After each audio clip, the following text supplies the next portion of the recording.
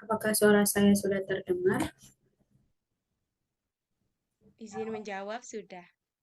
Baik, baik kita mulai ya.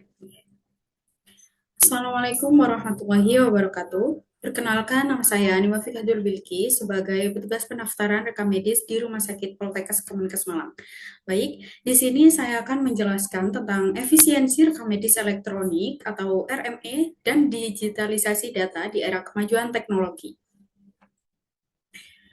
Untuk yang pertama, yaitu ada latar belakang. Di era digital saat ini, perkembangan teknologi informasi berlangsung sangat pesat dan telah membawa perubahan besar di berbagai sektor, termasuk di bidang kesehatan. Pelayanan kesehatan dituntut untuk menjadi lebih cepat, akurat, dan efisien dalam menangani data pasien yang jumlahnya terus-menerus meningkat. Rekam medis elektronik ini mulai menggantikan sistem manual berbasis kertas yang kurang efisien karena pencarian lama, resiko kehilangan data, dan kebutuhan ruang yang besar. Oleh karena itu, digitalisasi melalui RME menjadi solusi untuk meningkatkan kualitas pelayanan, mempermudah akses informasi, serta mendukung pengambilan keputusan yang lebih cepat dan juga tepat. Sebelumnya, apa sih itu rekam medis elektronik? Jadi, RME ini adalah sistem pencatatan dan pengelolaan data pasien secara digital yang menggantikan rekam medis manual berbasis kertas. Jadi, RME ini mencakup berbagai informasi penting seperti identitas pasien, riwayat penyakit, hasil pemeriksaan, diagnosis, hingga tindakan medis dan terapi yang diberikan kepada pasien. Dengan sistem ini, data dapat disimpan secara terintegrasi, diakses dengan mudah oleh tenaga kesehatan yang berwenang, serta membantu meningkatkan akurasi dan efisiensi dalam pelayanan kesehatan. Efisiensi rekam medis memberikan banyak fungsi. Yang pertama, dari segi waktu, tenaga kesehatan dapat mengakses data pasien dengan cepat tanpa harus mencari berkas fisik. Yang kedua, dari segi biaya, menggunakan kertas dapat dikurangi sehingga lebih hemat.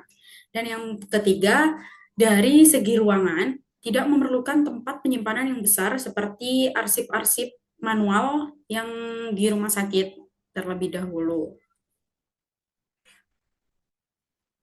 Selanjutnya ada digitalisasi data kesehatan.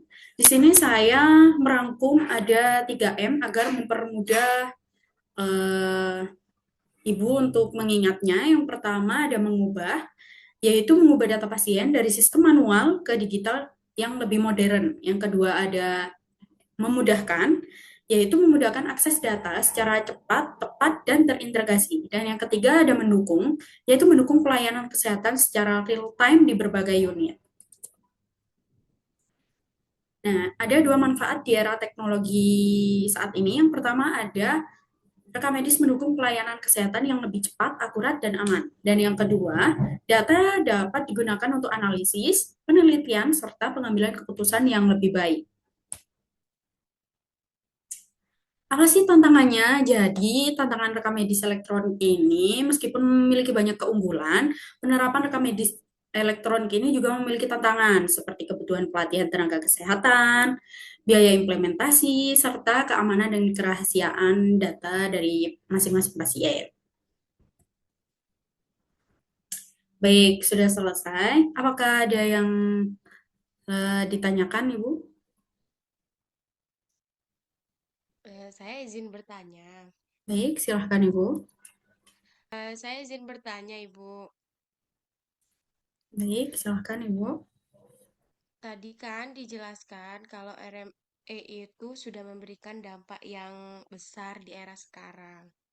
Eh, saya sebagai orang awam itu nggak tahu gimana sih alur penggunaan RME mulai dari pendaftaran pasien hingga pasien pulang. Itu di inputnya gimana? Kalau dulu kan pakainya kertas. Sekarang itu gimana gitu? Baik, izin menjawab.